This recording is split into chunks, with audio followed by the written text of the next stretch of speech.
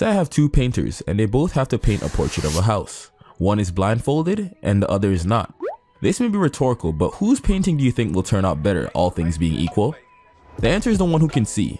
Seeing the canvas and the way the brushstrokes appear on it is important to being a painter. This being said, when you are mixing, you have to use your ears, do some critical listening. Are the hi-hats too dull? Is the snare too thin? If your kick doesn't have enough punch or bassiness, swap it out for another sample that does.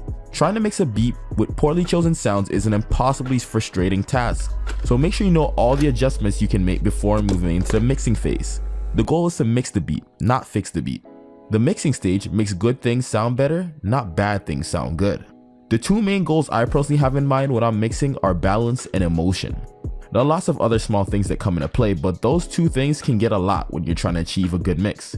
Generally, we can associate the idea of balance with a good sounding mix. There's a good volume balance between the instruments, there's a good frequency balance where there's not too much low end or not too much high end, and really, when it comes to the emotional side of mixing, it's enhancing the emotion of the track, bringing out and exaggerating the artistic intent behind the music, making the music sound more interesting and pulling the listener and holding their attention. And this is where you move away from the objective realism of balance and where you can get a little more subjective. But before we get into the technicalities of mixing, I just want you guys to keep this in mind, make sure you're listening and you have an objective goal when you are mixing.